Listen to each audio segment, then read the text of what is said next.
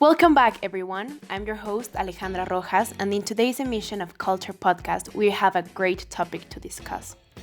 This is a topic that really hits home to me since I personally have an inclination for issues regarding children. Here and now, we are going to talk about one of the most powerful and dangerous mafias in Mexico, the narco. Since this is a topic that is widely discussed in our daily lives, I thought it is very important to shed light to a subject regarding this topic that sometimes we ignore, but ultimately is defining how Mexican people are growing under narco's influence. Today, we're going to talk about how the narco in Mexico pushes children away from education, but most importantly, what is the root of this problem and what are the real necessities regarding this issue. We will not only be listening to the perspectives of both former drug addicts as well as different experts so we can all together get a real understanding of this issue. This is Culture Podcast. If we go back a bit in history and analyze how it works, it is a constant that war has never been fought by the people who either started it or the people who benefit from it. Today's drug cartels do the exact same thing and take young, vulnerable teenagers and make them seemingly great work offers as deliverers or hitmen. This creates an apparent income which encourages a teenager to join a drug cartel. I found this very interesting article from the Forbes magazine that states that actually it is estimated that in Latin American countries around 78% of teenagers leaving middle or high school do it to get a job. And now from this number, 44% get a job related to a drug cartel. Having this idea in mind, it seems crucial to know how, why, and the consequences of this phenomenon. As most of us will normally do when we have a question, I went straight to Google and started researching some hard data to kind of get a wide view on the topic. After soaking on different points of view of the issue, I found myself lacking of more core, more front-to-front based information. So I decided it was time to get to people I could actually talk to. The main question was, how are drug cartels changing the meaning of education for marginalized communities? So I looked for the right people. The narco life is not something that you look for. It's something that just arrived at the exact moment and takes over your life without noticing it. This is Ernesto Dominguez. He is a 27 Mexican former drug addict. He was introduced to marijuana at just 12 years old by a close relative and later became addict to it. Then he came across harder drugs until his siblings convinced him to join Jumai, an organization for drug addiction recovery. His parents always provided him and his siblings to the best of their abilities, but money was always tight at home. Ernesto was kind enough to give us his testimony. Have you ever been offered money by a drug cartel? How was the experience? Well, at the beginning, they didn't offer me money. It was just favors because they were my friends, so I just did it. But later on, they offered me money, and at the beginning, I didn't thought it was something bad. I just had a lot of confidence in them, but later on I realized it was something very bad that I shouldn't be doing. And what is your aim regarding education? Well, as I have already said, I didn't educate myself during a lot of time. So right now I need to work to help my family. All the time I didn't help them. But one of my biggest dreams is to finish high school. Ernesto is someone who has lived the consequences of trafficking, and his story is truly inspiring to notice that there is more than one side of the story for drug addicts. Yet, the families of these teenagers are also tightly related to the issue. This is why I reached Don Jose Maria Dominguez, father of Ernesto, to get his side of the story as well. What was your kid's view on education before and after consuming drugs? He has changed. He used to be an inquisitive kid.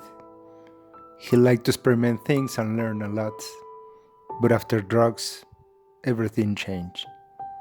I think he dropped the school. He didn't want to attempt. He had no friends. he changed a lot. Have drugs ever bring money to your household? Yes, it did. It did at the beginning. There was money every day, every week, and amount grew with time. But later, it stopped, and I think it was replaced with violence. What is the pattern you have seen between drugs and education? They do not go together. As money, as drugs brought money, my kid thought that there was no need to learn more and go to school. Both of these testimonies were crucial for the investigation, but I could easily tell how there was a big bias regarding the relationship both of these people have. This is why I turned my head to Solvig Erendira Rodriguez. She is an investigator for Centros de Integración Juvenil ACE. She conducts investigations for young people who suffer from drug addiction and advocates for their position in society. What is the approach of a dependent teenager on education? Sometimes the teenager are in certain vulnerable situations and they stop caring about their education. These teenagers think that education is not worthy for them. At what extent are these drug consumers forced to bring money to their homes? Well, unfortunately, these kids or teenagers are forced to bring money to their homes, and drugs is an easy way of doing a lot of money on less time. In your personal experience, how would you describe the timeline of thoughts on education on a drug consumer's life? Well, the timeline is that when they're kids, they are forced by their parents to have a certain type of education. When these kids grow up and they become teenagers, they start to separate from education by being more exposed to drugs. After all of these testimonies, it is evident to tell how drug cartels are restraining communities from improving. The aspect that I really want to highlight and really reflect on as listeners is the fact that education is not the only area affected by drug addiction. Please remember to be conscious about education and narco, but not just from the perspective presented on the news. Question yourselves and ask more about the topic. Never assume something just because one side of the story you've heard, and really reflect on the opportunities and life experiences you come across with. How have they shaped you? How have they shaped your decisions? Teenagers don't drop out of school just because. There are many economic pressures behind it, and are launched or go hand in hand with drug addiction.